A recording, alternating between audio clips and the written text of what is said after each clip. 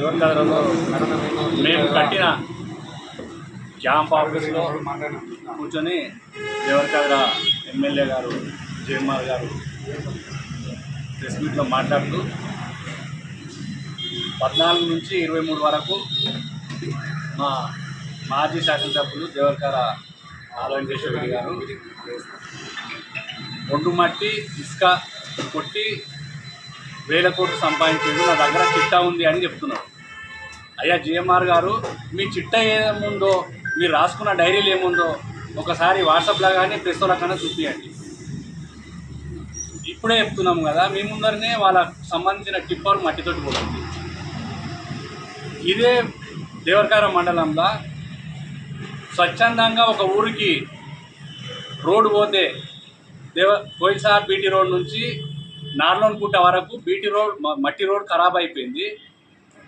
TRS వాళ్ళు ఖరాబ్ అయింది కదా అని చెప్పి స్వచ్ఛందంగా మట్టి కొడుతుంటే ఇదే జిఎంఆర్ గారు ఫోన్ చేసి వాళ్ళకి పేరు వస్తుంది, ముందు ఆ టిప్పర్లు ట్రాక్టర్లని జేసీబీ తెచ్చి లోపల పెట్టిన అంటే వారం రోజులు పెట్టింది దేవరకద్ర ఎస్ఐ గారు. గతంలో మేము స్వచ్ఛందంగా కాంగ్రెస్ వాళ్ళు చేసినా ఎవరు చేసినా మేము అర్పించినాం తప్ప నీలాక ఓర్వలేక ఆపుతలేము. మీ మనసులో టిప్పర్లు ఇప్పుడు మీ ముందరనే పోతున్నాయి కదా, టిప్పర్లు మట్టి కొడుతున్నారు. ఇసుకోవచ్చు, ఇప్పుడు కాళేశ్వరం మీద వేసిండ్రు, దాని మీద వేసిండ్రు. మా ఎమ్మెల్యే మీద కూడా, మా మాజీ ఎమ్మెల్యే మీద కూడా ఎంక్వైరీ చేయండి. మేమేమైనా తప్పులు చేస్తే కూడా ఎంక్వైరీ చేయండి. గాలి మాట ఊక తమ్ముడు మాట్లాడవద్దు, చేతనైతే పని చేయండి. మేము గతంలో ఎమ్మెల్యే గారిని పట్టుకొని నార్లోన్కుంటకు బొల్లారంకు సంక్షేమ శాంక్షన్ చేయించాం. ఈ రోజు వరకు 15 నెలలు అవుతుంది. మరి ఎందుకు మీరు దాన్ని చేయలేకపోతున్నారు? కోయిల్సార్ బీటీ రోడ్ నుంచి బసపురం వరకు బీటీ రోడ్ శాంక్షన్ చేయించినాము, అన్నీ అయిపోయింది. మరి ఎందుకు ఛార్జ్ చేయలేకపోతున్నాం? నాగనపల్లి బీటీ రోడ్ ఎందుకు ఛార్జ్ చేయలేకపోతున్నాం? బసాపల్లి ఎందుకు ఛార్జ్ చేయలేకపోతున్నాం? నందిపేట నుంచి బసాపల్లి ఎందుకు ఛార్జ్? మేము మా పిల్లలైనా కదా ఇచ్చినవి, కొత్తగా రన్ చేయండి. మీరు చేస్తున్నది ఏంటంటే అంగేసి కొత్తగా నాది అంటున్నారు తప్ప బాడీ మాది. అంగి నువ్వు కొత్తగా చేసుకుంటున్నావు, బాడీ మొత్తం మాదే. అది గుర్తు చేసుకో. చిల్లర శాస్త్రాలు చేయొద్దు. మీరు బిల్లులు ఆపుకుంటున్నారు. మేము ఎస్డిఎఫ్లో కొన్ని పనులు చేస్తే బిల్లులు ఆపిండి, ఎంపీ చేయకుండా ఆపితే మేము అడగతినాము. గతంలో నేను ఆపినా అని చెప్తున్నాడు, తప్పది. ఎవరు మేము గతంలో ఎవరి దాన్ని ఒక 100 రూపాయలు ఆపినా కూడా తీసుకురా 200 ఇస్తాం, 1,00,000 ఆపితే 2 లక్షలు ఇస్తాం. మేము అట్లా చేయలే. కరెక్ట్ చేయడంలో కరెక్ట్ చేయని చెప్పి ఆపినాము, చేయించినాము, కరెక్ట్ చేయించినాము. దాంట్లో భాగంగా దేవరకద్రలో కూడా మీరు చూసింటారు. దేవరకద్రలో కూడా ఆయన సపోర్ట్ తోటి కాంగ్రెస్ నాయకుడు సర్పంచ్ అయ్యాడు. ఎన్ని వేల కోట్ల రూపాయలు గ్రామ పంచాయతీ మోసం చేసి. మీ కాంగ్రెస్ పార్టీ ఇప్పుడు బీజేపీలో ఉండొచ్చు కానీ కాంగ్రెస్ పార్టీ అంటే మీ డిఎన్ఏలా ఉంది. మీరు కరప్షన్ మీ డిఎన్ఏలా ఉంది. మా టీఆర్ఎస్ డిఎన్ఏలా కరప్షన్ అనేదే లేదు. మీకు చేతనైతే కరప్షన్ చేసి నిరూపించండి. గాలిమార్ గారు ఎమ్మెల్యే గారు మాజీ ఎమ్మెల్యేపై కానీ హరీష్ రావు గారిపై అనుచిత వ్యాఖ్యలు చేయడం మాది ఎంతవరకు కూడా సమంజసం కాదు. ఎందుకంటే మాకు ఒకటి మాట్లాడడం మాకు కూడా తెలుసు, కానీ మాకు విజ్ఞత అనేది అడ్డొస్తుంది. ఎందుకొరకంటే ఓ స్థాయిని బట్టి కూడా మేము మాట్లాడాల్సి వస్తుంది. కాబట్టి స్థాయిని చూసి మేము మాట్లాడతాము. ఎందుకొరకంటే ఇరిగేషన్ మీద హరీష్ రావు గారికి ఉన్న అవగాహన కానీ మాజీ ఎమ్మెల్యే గారికి ఉన్న అవగాహన, ఆయన సివిల్ ఇంజనీరు, ఆయనంతటా ఆయనే ఇప్పుడు మన కోయిల్సార్ నుంచి 13 గ్రామాలకు బ్యాక్ వాటర్ కెనాల్ని డిజైన్ చేసి, అదేవిధంగా కొందరు నాయకులు నిన్న మాట్లాడుతున్నారు మన అజిలాపురం లిఫ్ట్ని గాలి వదిలేసిందని మాట్లాడుతున్నారు. అజిలాపురం లిఫ్ట్ని డిజైన్ చేసిందే ఆల వెంకటేశ్వర రెడ్డి. ఆయన గొప్ప ఇంజనీర్, ఆయన సివిల్ ఇంజనీర్ కాబట్టి, ఆయన పెద్ద ప్రాజెక్టులు చేసిన వ్యక్తి కాబట్టి, ఆయనకు అన్ని రకాల అవగాహన ఉంది కాబట్టి అన్ని రకాలుగా ఆయన డిజైన్ చేసిందే. మాజీ ఎమ్మెల్యే గారు అది దృష్టిలో పెట్టుకొని మాట్లాడాలి. ఎందుకొరకంటే మా నాయకుడు మన జూరాల డ్యామ్కు నీళ్ళు స్టార్ట్ కాకముందే లిఫ్ట్ని ఎట్లా ఓపెన్ చేయాలి, లిఫ్ట్ని ఎట్లా ఓపెన్ చేయాలి, మోటార్లని ఎట్లా చెక్ చేసుకోవాలి, లిఫ్ట్ని ఎట్లా ఓపెన్ చేయాలి, చెరువులు ఎట్లా నింపాలనే కాన్సెప్ట్ ఉన్న వ్యక్తి, ముందు చూపున్న వ్యక్తి కాబట్టి ఆయన 10 సంవత్సరాలు ఆయన చేసిన అభివృద్ధి గురించి చెప్పుకుంటూ పోతే మీరు రాసుకున్న మీ బుక్కులే కాలం అంత గొప్ప అభివృద్ధి చేసిండు. ఇంకోటి ఇరిగేషన్ని ఈరోజు ఉన్న కాలువల్ని పెంచి, ఉన్న కాలువల్ని మాడర్నైజేషన్ చేసి పెద్ద ఎత్తున ఇరిగేషన్ని పెద్ద ఎత్తున పెంచిండు. అదేవిధంగా ఈరోజు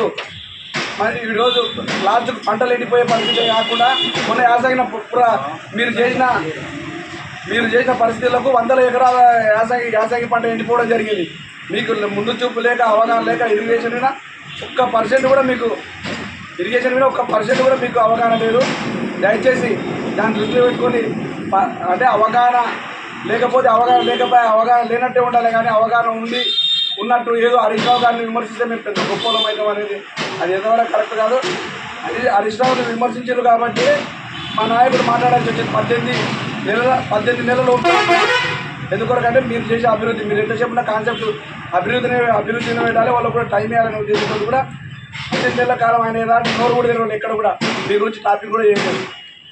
మీ అందరికి మీరు రెచ్చిపోయి విచ్చలవిడిగా మాట్లాడడం స్టార్ట్ చేసినాకనే వాళ్ళు ఆయన ప్రధానం మీకు ఎక్కడ కానీ ఆయన దూరంలో మాట్లాడింది తప్ప మిమ్మల్ని ఎక్కడో కించపరచాలనే ఏదో రకంగా విమర్శించాలనే ఉద్దేశంతో ఎక్కడ మాట్లాడలేదు. కానీ దాన్ని దృష్టిలో పెట్టుకొని మీ ఇష్టం వచ్చిన నోరు వాడేసుకోవడం ఎంతవరకు కూడా కరెక్ట్ కాదు. దయచేసి ఇంకోటి మీరు సోషల్ మీడియాలో 4-5 మందిని పెట్టుకొని పిచ్చి రాతలు రాసుకుంటూ పోతే అంతకన్నా ఎక్కువ పిచ్చి రాతలు మేము రాయడానికి మేము సిద్ధంగా ఉన్నాము.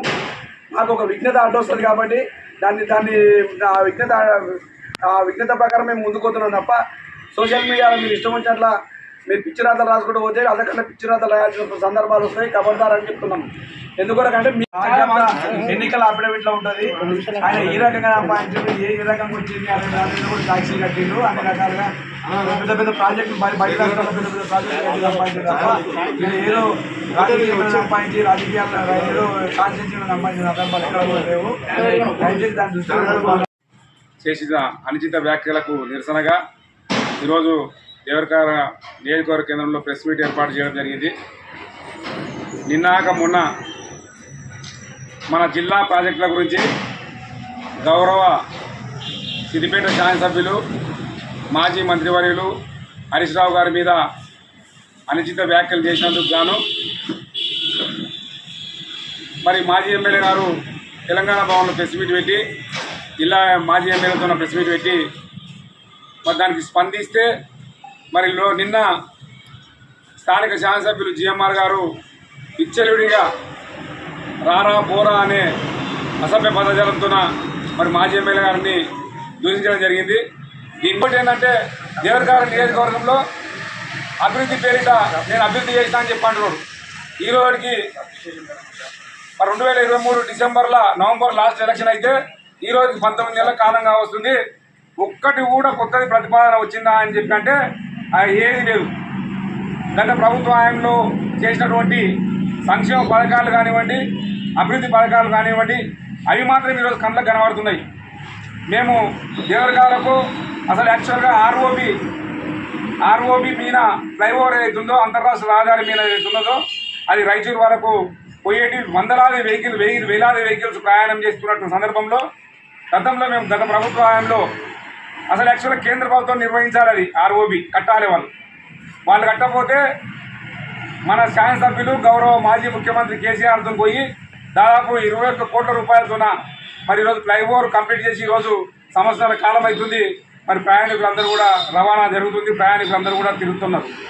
దాన్ని విడిచిపెట్టి ఈ ఫ్లైఓవర్ కట్టడం వల్ల దేవరకార 2 ముక్కలైంది, దేవరకార పనికి రాకుండా అయింది, చాలా ఇబ్బంది అయిందని చెప్పి ఒకవేళ మీరు ఒక ఆలోచన చేయండి.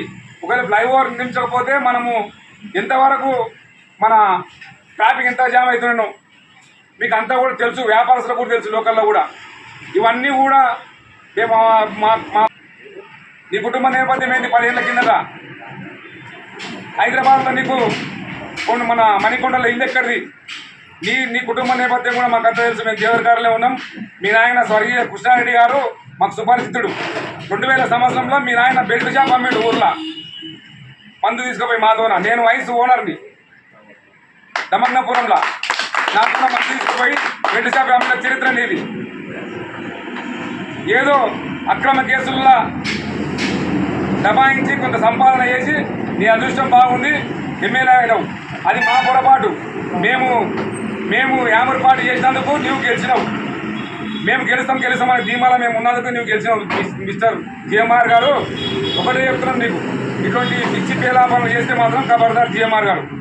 అభివృద్ధి చేయి, మీకు సహకరిస్తాం, కానీ వ్యక్తిగత దూషణలు మంచి పద్ధతి కాదు. నీవేంది, నీ కుటుంబ నేపథ్యం ఏంది? నువ్వు హరీష్ రావు గారు తిడతావు, హరీష్ రావు గారిని మాట్లాడతావు. హరీష్ రావు గారు ఏంది, రేపు ఉదయం రాజీనామా చేస్తాడు, మళ్ళీ గెలుస్తాడు. నువ్వు రాజీనామా చేయ రేపు ఉదయం దమ్ముంటే ఛాలెంజ్ చేస్తాం, మేము డిమాండ్ చేస్తాం. అందుకు కేంద్రంకి డిమాండ్ చేస్తున్నాం. నీవు రేపు ఉదయం రాజీనామా అయ్యి హరీష్ రావు కూడా రాజీనామా చేస్తాడు, మళ్ళీ గెలుస్తాడు. మరి రేపు మొన్న 10 మంది అయితే బీఆర్ఎస్ పార్టీ నుంచి గెలిచినటువంటి ఎమ్మెల్యే అయితే కాంగ్రెస్ కలుపుకున్నావో ఓన సరిత ఎలక్షన్ వస్తే ఆ ఎలక్షన్లో నీవు కూడా రాజీనామా చేయి, నువ్వు పోటీ చేయి, నువ్వు గెలుస్తావా, ఆళ్ళ వెంకటేశ్వర గెలుస్తావా సొంతం మిస్టర్ జిఎంఆర్ గారు. ఒకటే చెప్తున్నా మీకు, ఈ పిచ్చి పేలాపం మాట్లాడకు. నీవు అడ్వకేట్ ఏదో మరి అక్రమ ఇసుక అంటావు, అక్రమ ఇసుక ద్వారా మేము సంపాదించినమాటవు. మేము ఎప్పుడు కూడా అక్రమ ఇసుక ద్వారా మా 10 ఏళ్ల కాలంలో మేము ఉత్తకొడుతుంటే మమ్మల్ని కూడా వారించినటువంటి సందర్భం మన ఆలయకృష్ణ గారి.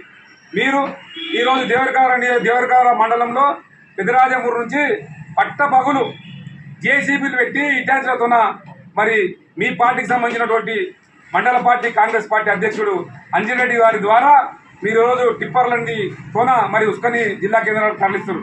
ఇందిరామయ్యల పేరు మీద అక్రమ ఇసుకను కూడా మరి మీరు చేస్తూ ఉండరు. ఇక్కడ గూరకొండ నుంచి పెద్ద ఎత్తున ఇసుక రవాణా అవుతుంది. పట్టపగులే గౌరవ ఎంఆర్ఓ గారికి కలెక్టర్ గారికి కూడా ఈ సందర్భంగా మేము తెలియజేస్తున్నాం. గత ప్రభుత్వంలో ఎస్ఐ గారికి గత ప్రభుత్వంలో మేము ఉసుక తీస్తే బాధ్యత పర్మిషన్ తీసుకొని ఈరోజు ఆర్ఓబి కొట్టడం జరిగింది. అది పట్టబాగులు ఉదయం 10 నుంచి సాయంత్రం 5 గంటల వరకు. మీరు ఉదయం నుంచి తెల్లారులు కొట్టడం జరుగుతుంది. అదేవిధంగా లేబర్తో నింపాలి. వాస్తవానికి చెప్పాలంటే లేబర్తో నింపి పంపాలి. మీరు ఇటాచ్లే పెట్టి స్వయంగా మరి ఈ రకంగా మీరు అయ్యా జిఎంఆర్ గారు, శాసనసభ్యులు గారు ఒకటే చెప్తున్నాం మీకు, మీరు అభివృద్ధి మీద అన్నేయండి, అభివృద్ధి మీద అని చేయండి, అభివృద్ధి మీద దృష్టి పెట్టండి. కానీ వ్యక్తిగత దూషణలో పోతే ఇది పద్ధతి కాదు. ఇది విజ్ఞతగా వదిలేసిన మాకు కూడా తిట్టడం వచ్చు. నిన్న అరే పొరే అనేటటువంటి మాటలు మాట్లాడినావు, అది మేము కూడా మాట్లాడతాం. మాకు కూడా ఉంది స్వేచ్ఛ. నీవు అన్నావు మాకు